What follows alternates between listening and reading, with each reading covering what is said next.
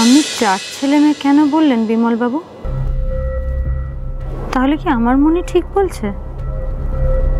দাদু ঠাম্মি কিছু আড়াল করছে, কিন্তু কেন? নিজের এক ছেলের কথা কেন লুকিয়ে রাখতে চাইবে ওরা? এটা তুমি কি বলে ফেললে বিমল? বাড়ির কেউ শুনে ফেললে যে সর্বনাশ হবে।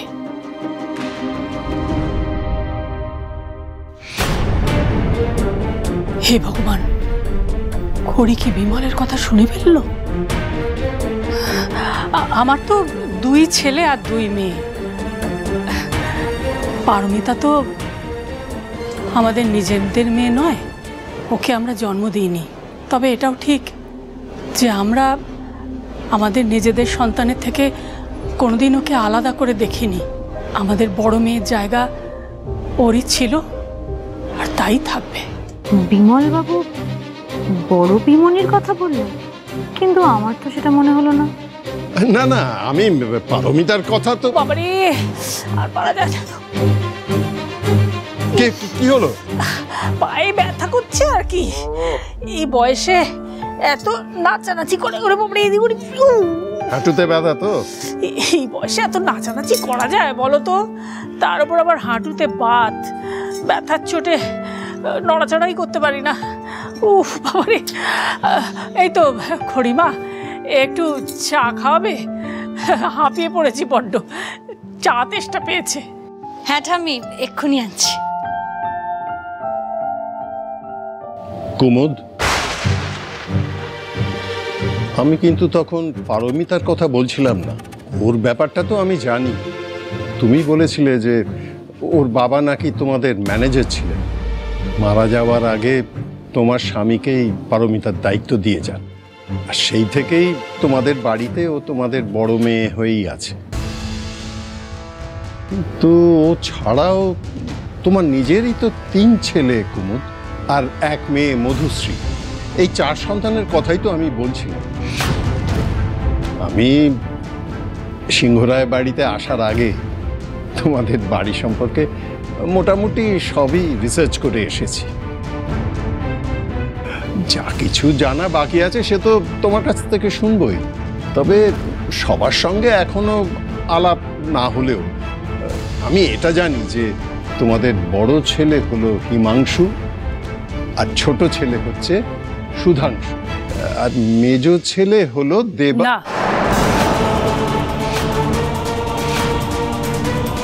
না মানে কি হলো?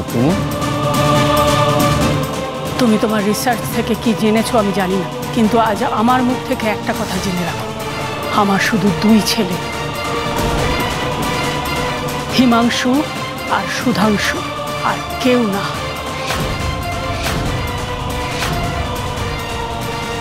ব্যাস।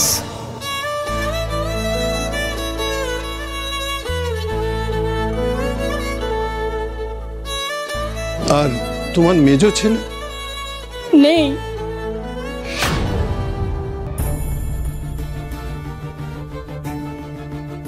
বললাম তো, আমার বড় ছেলে হিমাংশু আর ছোট ছেলে সুধাংশু, আর 2 মেয়ে। এছাড়া আমার আর কোনো সন্তান নেই, এটাই সত্যি। তুমি দয়া করে আর কোনো কথা বলো না এই নিয়ে। কিন্তু কেন? সে অনেক বড় গল্প, তোমাকে আরেকদিন বলবো।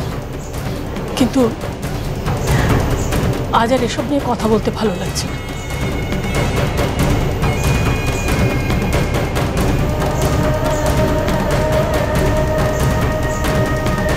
এটা ঠাম্মি কি বললো?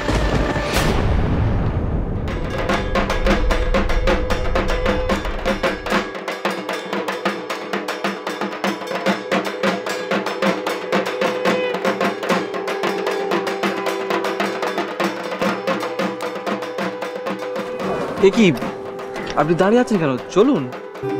কুনাল বাবু, আমি যাব না, আমার একটা ইম্পর্টেন্ট কাজ আছে, আমাকে এখান থেকেই চলে যেতে হবে। এখন আবার কি কাজ আপনার? সেটা আপনাকে আমি বলতে পারবো না, আপনি প্লিজ সবটা সামনে নেবেন এখানে। হ্যাঁ বনি, বাড়িতে পুজো আর বনির এমন কি কাজ পড়ে গেল যেভাবে ছুটে বেরিয়ে গেলেন? আমি আজকাল লক্ষ্য করছি কেমন যেন পাল্টে গেছে উনি। সব সময় ব্যস্ত, 2 মিনিট ঠিক করে আমার সাথে কথা বলার সময় নেই।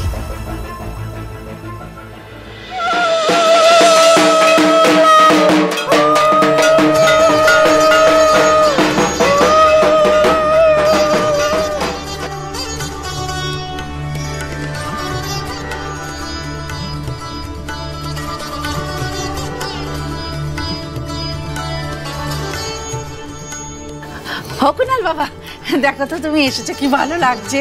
আমরা তো কখন থেকে অপেক্ষা করেছিলাম, কখন কুনাল বাবা আসবে, কখন কুনাল বাবা আসবে। হ্যাঁ, খুব ভালো লাগছে। দাঁড়াও, আমি বরং সবার জন্য একটু শরবত বানিয়ে আনি। হ্যাঁ বাবা, বনি কোথায়? বনি ফেরেনি তোমাদের সাথে? ও মা, সত্যি তো? আরে বনি তো পেছনে আসছিল কুনালের সঙ্গে, আমরা সবাই আগে আগে আসছিলাম। এই কুনাল কোথায় গেল?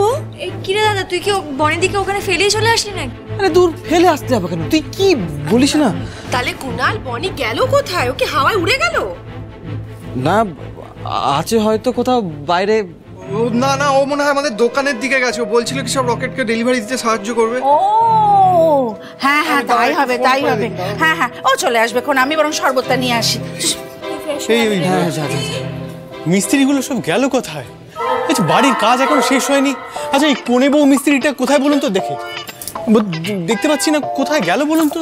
না, আমি জানি না, আমি তো দেখিনি। না বাবা, ওই মিস্ত্রির কথা আর বলো না, আর বলো না রিদ্ধি বাবা। খুব ফাঁকিবাজ, পাজি মিস্ত্রি একটা, একদম কাজ করতে চায় না। তখনও পালাই পালাই করছিল, ধমক ধমক দিতে থেকে গেছিল, কিন্তু যেই দেখেছে বাড়ি ফাঁকা পালিয়ে গেছে।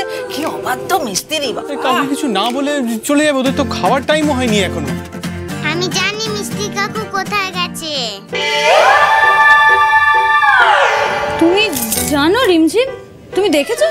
না, সেটা দেখিনি। মনে হয় মিষ্টি কাকু বনি মাসির সাথে ক্রিকেট খেলতে গেছে।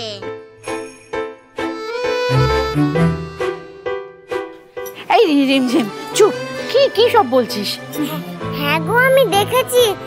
ইয়াব বড় ব্যাগে ব্যাটা বল ছিল।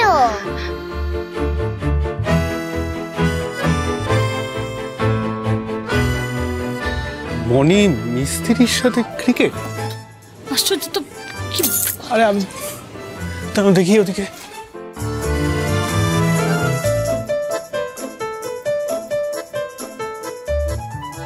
ব্যাস, আমি তো আজ গেলাম।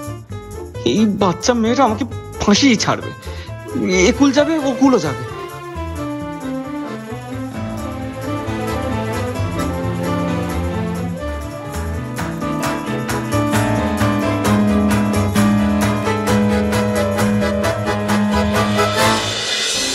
স্যার, এবার আমাকে একটু ক্লিয়ারলি বলবেন কি হয়েছে? আমি কিছু বুঝতে পারছি না, কি বিপদ?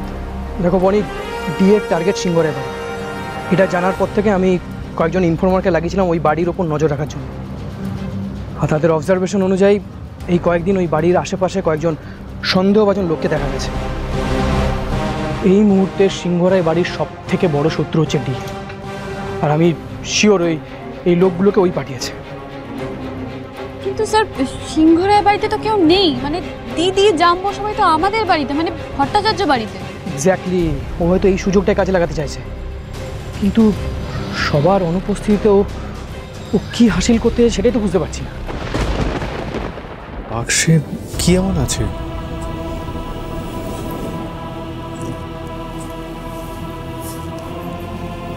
সেটা জানবার সময় এখনো হয়নি তোমাদের ঋদ্ধি। যেদিন সময় হবে, সিংহরায় পরিবারের যোগ্য উত্তরসূরির হাতে আমি নিজে এটা তুলে দেব।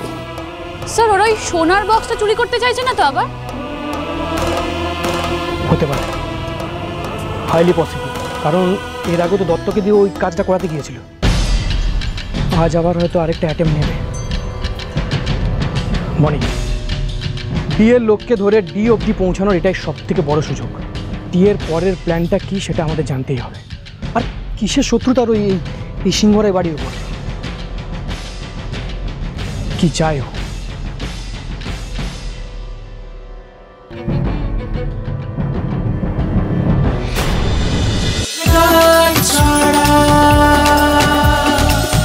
চলো চলো চলো চলো চলো পাল্টাই।